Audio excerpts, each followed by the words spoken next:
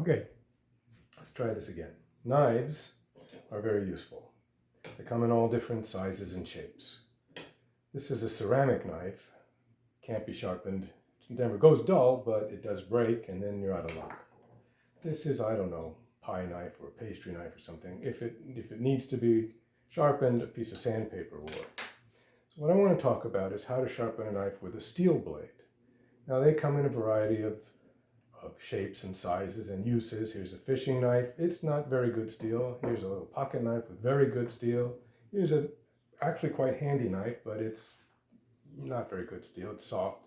And this is a butcher knife of very good steel. Now, the difference between good steel and bad steel, the way I use it at least, is these are made with softer steel. So they lose their edge. On the other hand, it's easier to sharpen. These are made of very hard steel. It's difficult to sharpen, but they hold their edge better. So I want to talk about how to put an edge and why it would be good to put, look, all the knives are basically, they require an edge. They're not very useful except for cutting, and to cut you need an edge. And I've always tried to put an edge on a knife. I've used various things, and we'll talk about the different ways you can do it. And I finally come up with a method that works for me pretty much all the time.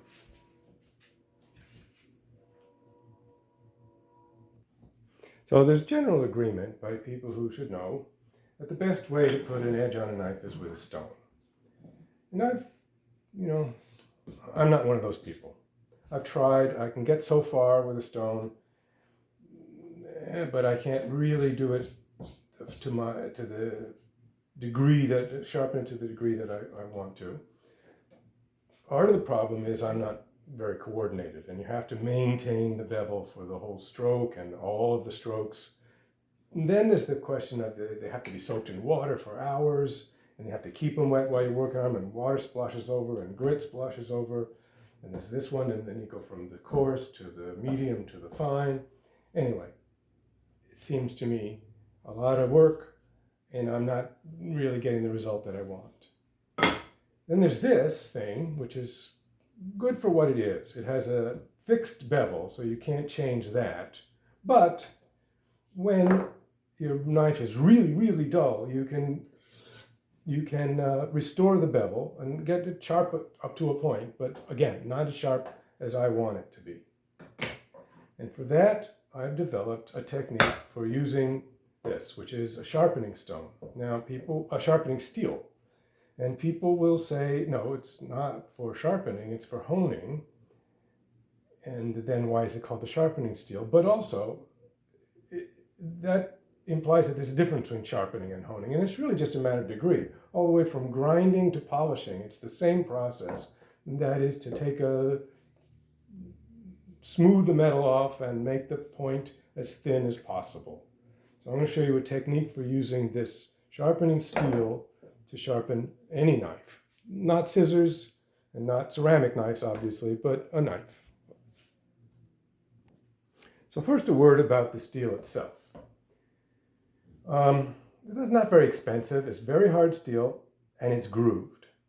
Now you might think, and I certainly did think, that the way you sharpen is to go across those grooves, because it's rough, and that's sort of what it seems like it ought to be. And then you see in commercials and movies or whatever you see, butchers, they're always doing this thing, and I don't know. I've never been able to get anything useful out of that technique. Again, everybody does things differently. I'm not very strong, so, I need to, the way I've come up with to do it is I like to hold the steel down on a surface. Now, everyone says, I don't know everyone, but I've never heard anybody say otherwise, that you should always sharpen toward the blade so as not to fold over the edge. Now, let's go into what are metals. Steel is an alloy, a metal alloy, and all metals share two properties that distinguish them from other materials, and that is they're malleable, which means they can be folded, and they're ductile, which means they can be drawn. Typically, that means they can be drawn into wires, but I'm not going to do that. what I am going to do is exploit that property. Now, what I want to do is sharpen on one side in the wrong direction. That is to say, away from the edge. Now, why do I do that? I'm not trying to double it over, to bend it, but I'm trying to use the ductile property to draw a film of metal off of the edge. And a very thin film is very sharp. I mean, that's really what you're trying to do, is make the very tip of the edge as thin as possible. And the film is very thin, and anyone who got a paper cut knows that. So what I'm going to do is I'm going to go this way on this side. Now, this is a plane, this is a cylinder, so they only touch in one point, but that's not technically, precisely true, and we're going to always have a little lateral motion, but we're going to try to go longitudinally. That is to say, along the axis of the sharpening steel, and maintaining a steady angle. It's not that important as compared to with a stone, because we're just on a very narrow point, and if each one has a slightly different bevel, it's really not going to, it's like a bread knife, it's not going to matter too much, but we don't want that. We want it to be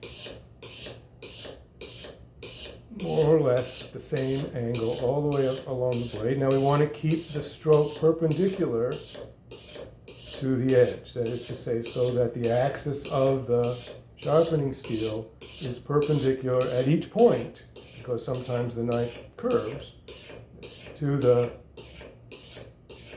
normal, to the perpendicular to the edge of the knife, of the blade.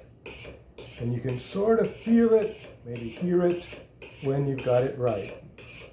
You don't be afraid to make the angle a little steeper than you might think it should be. If it's a very, very shallow angle, it'll get dull faster, If it's too steep, it won't be quite as sharp. Now, people who think that meal preparation is a tedious task probably are using a dull knife, because slicing with a really sharp knife is a whole lot of fun.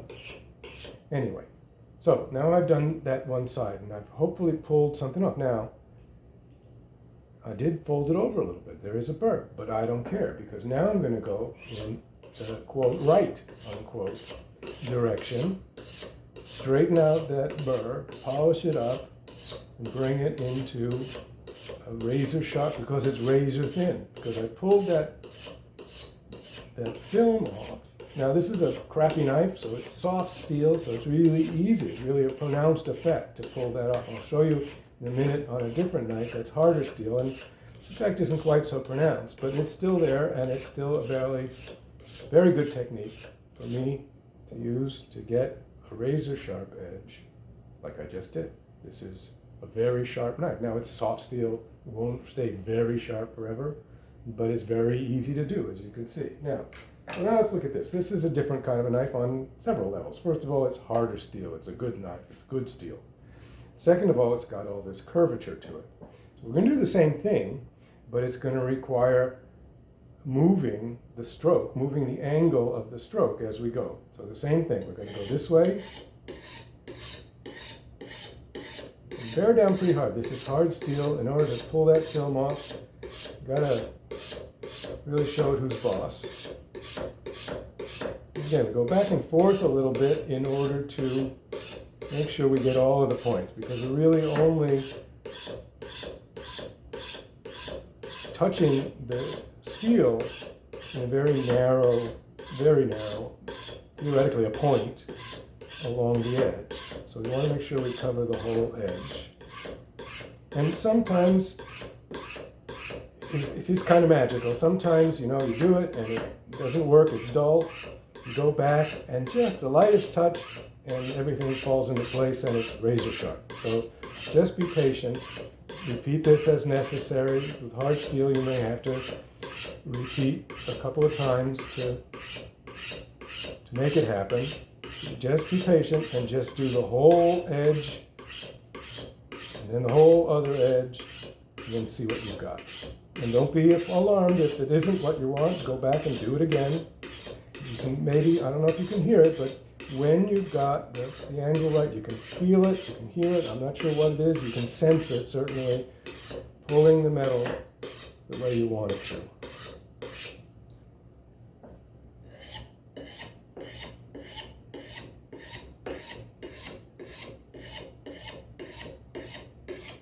And maybe you want to be, depends on how your arms are, whether you want it to be a little this way or that way. If you just want to be sure you're stroking along the axis of the sharpening steel and perpendicular to the blade, which changes on a scimitar like this. It's just a butcher knife, but curves all the way around.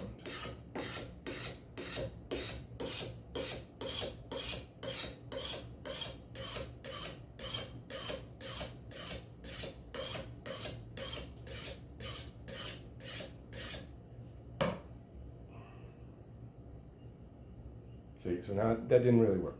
So just going to do it again, and it's really not going to take much. Why didn't it work?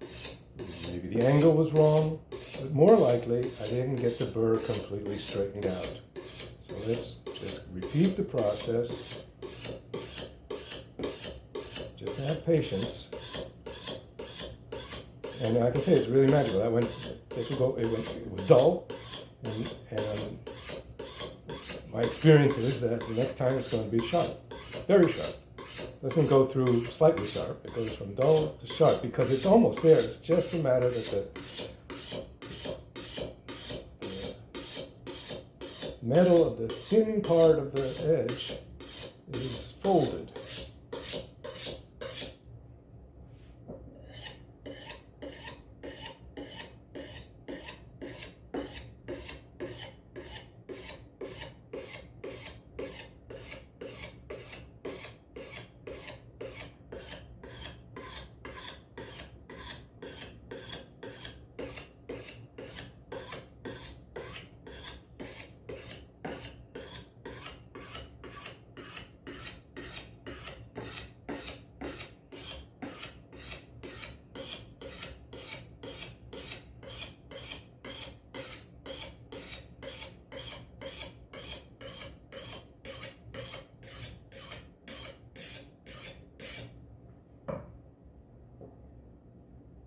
Et voilà.